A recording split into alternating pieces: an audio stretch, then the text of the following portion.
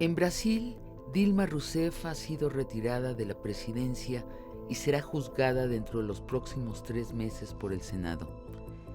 ¿Es esto un golpe de Estado, como dice la misma Dilma Rousseff, o es esto el clímax de una cruzada contra la corrupción que inició hace 30 años y ahora da sus frutos más altos? ¿O es algo intermedio, un triunfo de la justicia sobre el poder que oportunistas malignos aprovechan? De mayor interés para nosotros, los mexicanos, es enterarnos de cómo ha sido posible que en Brasil, un país otrora tan corrupto como México, sí ocurre un verdadero combate contra la impunidad de los poderosos. ¿Cómo ocurre que la Procuraduría de la República ha investigado, ha llevado a juicio y cuando los ha encontrado culpables, sí ha llevado a la cárcel a empresarios y políticos antes intocables? ¿Cuándo nació esta Procuraduría? ¿Cómo es que funciona como un cuarto poder no controlado por los políticos ni las Fuerzas Armadas? ¿Podrá alguien detener a la Procuraduría o es que está ganada la partida y Brasil de acá en adelante será un país de leyes? Una historia que debemos conocer los mexicanos y tal vez emular. Y para que nos narre esta historia, hemos citado a Rosenthal Alves, periodista brasileño y director del Knight Center de Periodismo en las Américas, con sede en Austin, Texas.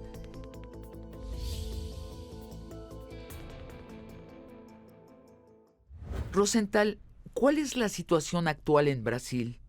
Dilma Rousseff ha sido retirada de la presidencia, ¿pero será destituida? Yo creo que la presidenta será destituida. O sea, Brasil está pasando por un periodo inédito donde si eso fuera una novela, es posible que el publisher iba a mandar el manuscrito de vuelta al autor diciendo: eso no puede pasar, eso es totalmente irreal. Porque a cada momento en los últimos meses se ha producido algo que era completamente inesperado. Y ella va a salir de la presidencia por un periodo de hasta 180 días, que mientras el Senado se va a transformar en un tribunal que va a juzgar definitivamente todo eso estrictamente dentro de la Constitución, dentro de las reglas, no solamente de la Constitución, sino en un ritual que la Suprema Corte brasileña aprobó. Eso no quiere decir que todos los brasileños estén de acuerdo con eso. Ahorita te pregunto al respecto. Antes déjame preguntarte, ¿qué va a pasar con Lula? O sea, Lula, el expresidente Lula en México ha venido muy seguido a México y siempre se le da un trato de héroe de la izquierda. ¿Qué va a pasar con el expresidente Lula? Bueno, imagínate en Brasil. En Brasil él es el gran héroe de la izquierda. Él hizo Dilma, o sea, la presidenta Dilma solo fue electa porque él la apoyó. Hizo lo que los mexicanos llaman de un destape, ¿no? Es casi, él era tan poderoso, tenía más de 80%, 84% de popularidad. El país era la sexta economía del mundo. Había pasado a países europeos y todos estábamos convencidos de que eso era imparable. Sí. Y de repente ahora se ve exactamente lo opuesto, una crisis económica tremenda y un escándalo de corrupción que cada vez más se acerca de Lula. Sí. O sea que Lula pasó que la Procuraduría General de la República ha pedido ya una investigación para que Lula empiece a ser réu en un proceso de obstaculizar la justicia. Y visto desde lo que ahora sabemos, ¿tú dirías que la crisis económica tiene que ver que el milagro brasileño estaba sustentado en la corrupción? No. O sea, el milagro brasileño hubo el precio de las commodities, la descubierta de grandes reservas de petróleo en el mar. Había varios factores internacionales que ayudaban a la economía brasileña y que esos factores se cambiaron en los últimos años. Y con eso se cambió. Pero hay es una crisis muy compleja, ¿no? O sea, va desde la cuestión económica y social, o sea, la disminución de la pobreza, que ha sido un éxito extraordinario de Lula y de Dilma. Que en verdad empezó con Fernando Henrique Cardoso antes. Yo decía, nosotros tuvimos una suerte muy grande de tener a Cardoso, después a Lula, que fue perfeccionando las políticas sociales, como por ejemplo una que aprendimos en México, el Bolsa Familia, que en verdad en los años 90 era el programa Solidaridad, creo que se llamaba en México. Creo que se sigue llamando igual. Sí, de renta mínima, y que allá se aprimoró de alguna forma, pero que eso representó como 30 millones menos de pobres en Brasil. Nunca en nuestra historia tuvimos algo así. Pero tenemos eso. Y por otro lado tenemos escándalos de corrupción que demostraron claramente que el partido de Lula estaba usando prácticas de corrupción para comprar el apoyo de otros partidos y para enriquecer, para que se ponían ricos algunos de ellos. Yo recuerdo muy bien hace años a José Goldenberg, que es el padre del IFE, el ahora INE, por lo tanto de la democracia mexicana, describiendo esto, la compra de votos por el partido de Lula, pero como ya incluso con un tabulador de cuánto costaba el voto de los congresistas según su ascendencia. Pero déjame preguntarte, Rosenthal, la todavía presidenta Dilma Rousseff, dice que esto es un golpe de Estado. ¿Es un golpe de Estado? O te lo pregunto de otra forma, que se dice, que es una lucha del poder, que no es una lucha contra la corrupción, es una lucha por el poder. No. Primero, no es un golpe de Estado. O sea, un golpe de Estado, nosotros sabemos lo que es un golpe de Estado en América Latina. Somos históricamente expertos en eso. Sí, o sea, el golpe de Estado es lo que pasó en Honduras, que los militares entraron en el cuarto de dormir del presidente, pusieron una pistola en su cara y de pijamas lo pusieron en un avión y lo llevaron. El golpe de Estado es rápido y fulminante, etc. Lo que sí se puede, están alegando es que es un golpe parlamentario, en el sentido de que sí, no es un golpe de Estado, pero es quizás un abuso de esa disposición constitucional del impedimento, del impeachment, porque ellos dicen que no hay un crimen de responsabilidad claro.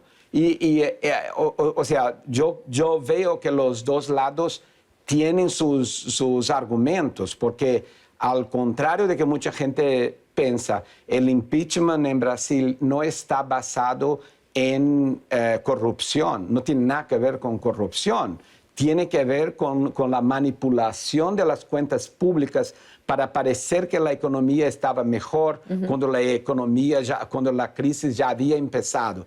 Y eso para parte de los juristas brasileños caracteriza una figura legal que tenemos en las leyes en Brasil, que es el crimen de responsabilidad. Y para otros juristas no es. Rosenthal, todo esto que está sucediendo no podría suceder sin una Procuraduría de la República autónoma del poder político, Platícanos, creo que a los mexicanos nos debe interesar la historia de la creación y empoderamiento de esta Procuraduría, porque es una forma que podríamos tener nosotros de ir limpiando al país. ¿Cómo se fundó en 1988 esta Procuraduría? ¿A quién se le ocurrió? ¿Era alguien desde dentro de la política o vino desde la sociedad civil? ¿Cómo fue esto? Bueno, en 1985 salimos de la dictadura militar de 21 años y uno de los clamores populares y de la oposición era crear una asamblea constituyente y refundar la república. Y eso se hizo. O sea, en 1988, una asamblea constituyente que fue electa para eso, promulgó o aprobó una constitución nueva, con muchos sueños, muchas cosas irrealizables en ella, etc. Pero una cosa importante fue la creación del Ministerio Público Independiente, que es la Procuraduría Independiente como un cuarto poder autónomo, separado del poder de la justicia, del Ejecutivo y del Legislativo. Eso ha creado una autonomía en las investigaciones iniciadas por el Ministerio Público. Entonces, gracias a eso que se hizo algunas investigaciones muy fuertes como la del Mensalón y ahora lo que llamamos el Petrolón, o sea, la investigación de Petrobras. Cuéntame, ¿cómo se vuelve uno procurador? Si no es una carrera política, ¿qué es? ¿Cómo un joven que quiere ser procurador se vuelve procurador? Bueno, hay no solo en la Procuraduría, pero en muchas instancias del gobierno brasileño, de la administración pública brasileña, es meritocracia. O sea, hay un concurso público realmente serio donde gentes de todo el país estudian mucho para pasar. Hay muchos candidatos y pocos lugares, pero cuando uno entra, como se vuelve un procurador, gana estabilidad, o sea, no lo pueden votar. ¿No es vitalicio? Es vitalicio, sí, sí. Y esa estabilidad con un buen sueldo, un sueldo realmente decente dentro de los patrones del país, eso ayudó a crear una generación de procuradores que entienden de Internet, que entienden de tecnología, que entienden del sistema financiero, saben lo que es cuenta offshore, saben hacer lo que se decía aquí en Estados Unidos en el Watergate, follow the money, siga el dinero. O sea, y eso es lo que lleva a la operación Lava Jato, que es una operación iniciada por procuradores que fueron buscando el hilo y hoy es algo que involucra, yo diría, centenares de personas, inclusive políticos y empresarios. Los empresarios más ricos del país. Nunca podíamos imaginar que una persona como Marcelo Odebrecht, dueño de una de las más grandes constructoras a nivel mundial, estarían en la cárcel, y él está en la cárcel hace como 10 meses. Sí. Y varios otros, sus ejecutivos, otras constructoras, etc. A mí me parece, creo que coincidirás, una buena idea para México crear una procuraduría así, un cuarto poder autónomo de los otros poderes. Mi pregunta es, ¿tú crees que puede crearse desde la sociedad civil sin que los políticos intervengan y la corrompan, como suelen corromper las instituciones destinadas a investigarlos y a sancionarlos? ¿Se puede crear esto desde la sociedad civil? Yo creo que sí. Yo creo que de la misma manera que de la sociedad civil de México se creó, por ejemplo, el Grupo Oaxaca, que fue tan importante en la creación de la excelente ley de transparencia de México, se podría crear un movimiento de la sociedad civil para obtener, pero son lo que nuestros países tan marcados por la corrupción como Brasil o México necesitan es de una conciencia de que hay que hacer un cambio cultural. O sea, la corrupción está en las entrañas de nuestra herencia ibérica. Así es, así es. Y en México hemos llegado a este consenso de que nuestro mayor pecado social es la corrupción. Y he aquí un ejemplo a estudiar y posiblemente adaptar a nuestra realidad y emular. Ojalá sí sea. Buenas noches, Rosenthal. Muchas gracias por esta narración. Buenas noches, ha sido un placer.